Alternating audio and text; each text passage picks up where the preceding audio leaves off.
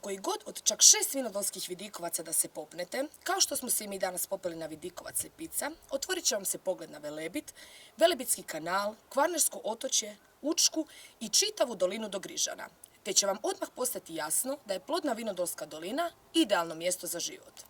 Vinodol ili Vinodolska dolina nalazi se u zaleđu Crikvenice, a obuhvaća mjesta od Križišća do Novog Vinodolskog. Nanizani od mora prema brdovitom kontinentu, Drivenik, Tribalj, Grižane i Bribir čine Vinodolsku općinu.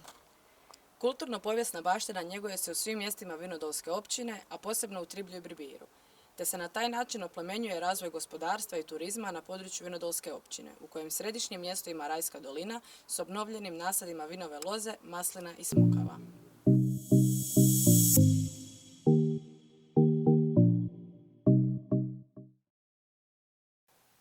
Tribalj je naselje u zaleđu Crikvenice, u Vinodolskoj općini. Naselje se smjestilo na raskrižju putova između Drivenika i Grižana. Atraktivno jezero daje Triblju poseban čar. Tribalj je raj za ribolovce, zmajare i paraglajdere, kao i za bicikliste, šetače i lovce.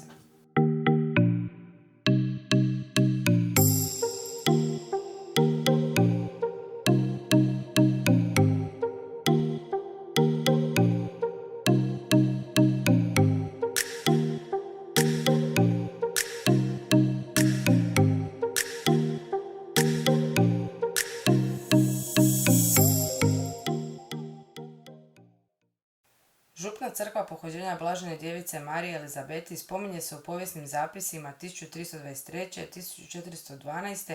i 1449. godine. To je bilo mjesto sudovanja prema Vinodolskom zakoniku, o čemu svjedoče glagoljske listine.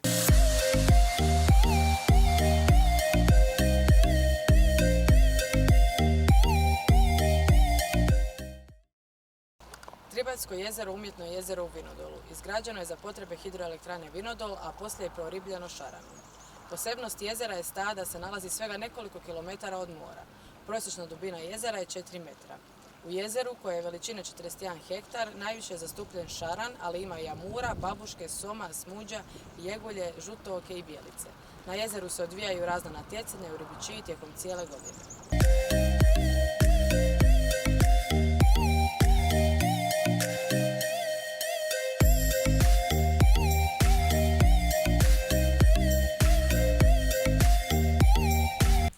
Tribalj je jedno od najposjećenijih mjesta za letenje u Hrvatskoj, s pogledom na more i Kvarnerski zaljev. U letu koji traje između 30 i 40 minuta uživat ćete u pogledu na Crikvenicu, Tribalj, Drivenik i Tribaljsko jezero.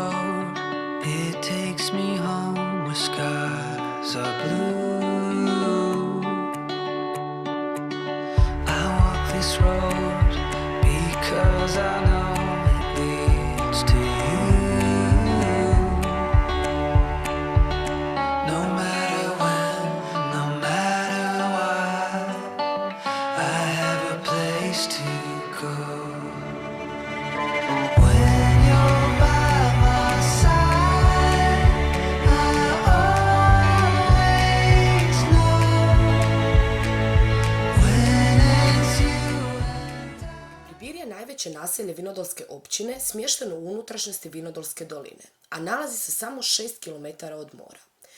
Gradić je ujedno njezino administrativno, kulturno i gospodarsko središte u kojem živi 2000 stanovnika.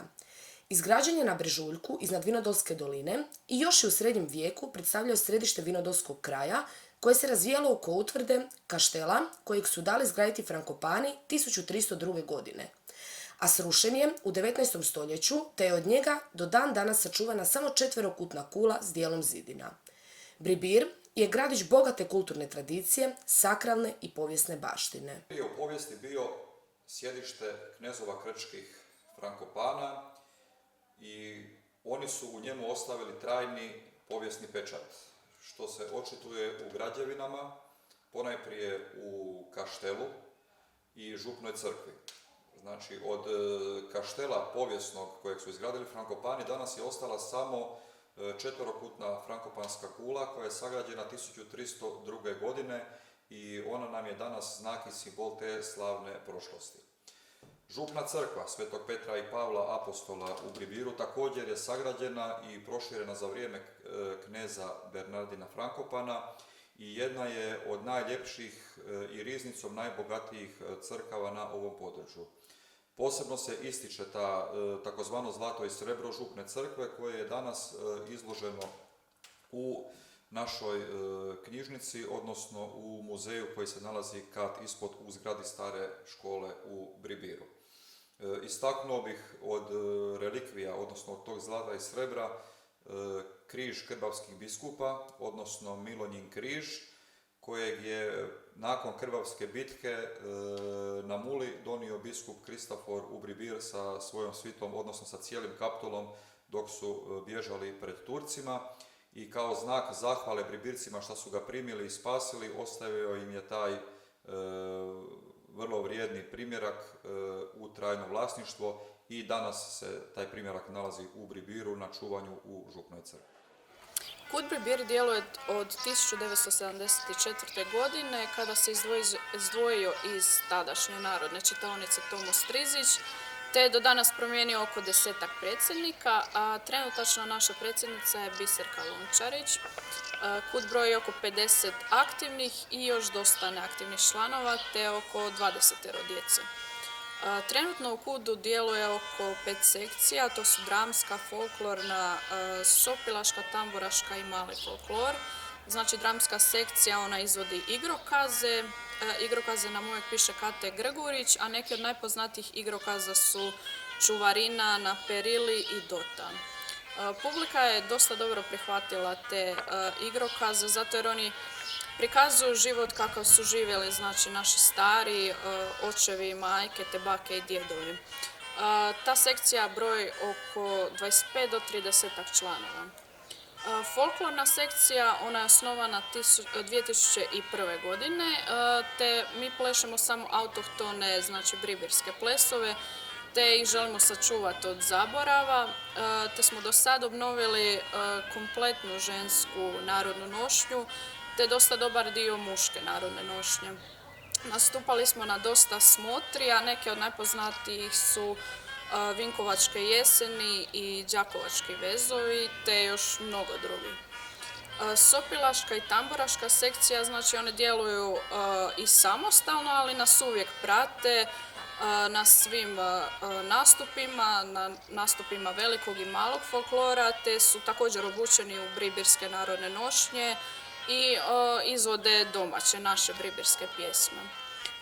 Mali folklor, on djeluje već nekoliko godina, te su pokazali ogromnu želju za plesanjem, te znanje i ljubav za bribirske plesove, te su oni naša nada i budućnost. Znači, bribirska narodna nošnja koju ja trenutačno nosim sastoji se inače od pokrivala za glavu ili rupca, te njega uglavnom nose oženjene žene, a djevojke znači imaju uglavnom pletenice i u njega su uvezene mašne crvene boje. Zatim imamo stomanju ili bijelu lanenu košulju, onda imamo kas ili lajbek, zatim kanicu ili pojas, krilo, to je ova suknja, zatim imam i podsuknju, dokoljenke ili čarape te opanke. Muška narodna nošnja sastoji se od kape ili šušnjare, stomanje, znači bijela košulja, lajbek, to je sukneni kratki kaput bez rukava, gaće, suknene hlače, od kanice ili od pojasa, od hlača koje su bijele platnene vunene čarape i opanki. Evojko lako gaj volja, evojko lako gaj volja, evojko lako gaj volja, evojko lako gaj volja. Nas je volja i otjemo, nas je volja i otjemo.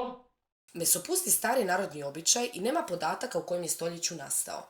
Podaci samo govore da su ga izmislili radnici i seljaci da uz šalu, piće i obilno jelo zaborave svoje tegobe.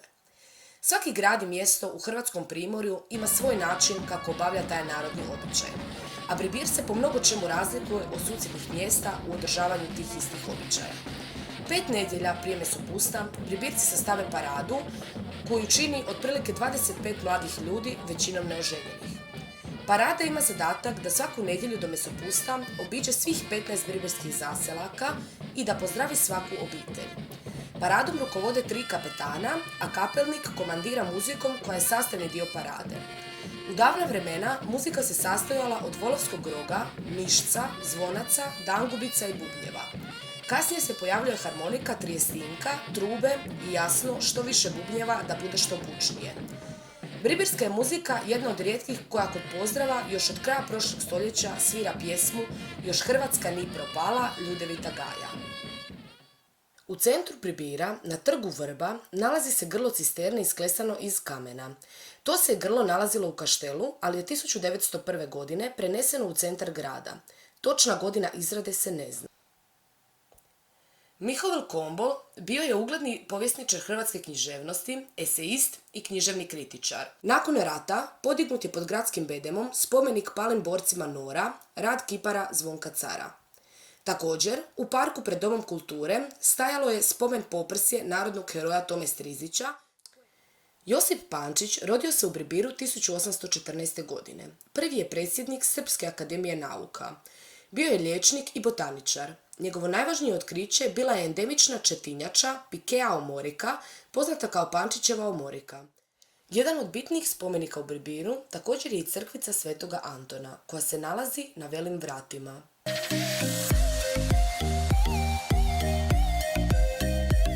Vinarstvo u Hrvatskoj ima dugu tradiciju. Na osunčanoj Vinodolskoj dolini između mora i šumovitih planina smjestili su se vinogradi Pavlomir u vlasništvu obitelji Palinkaš.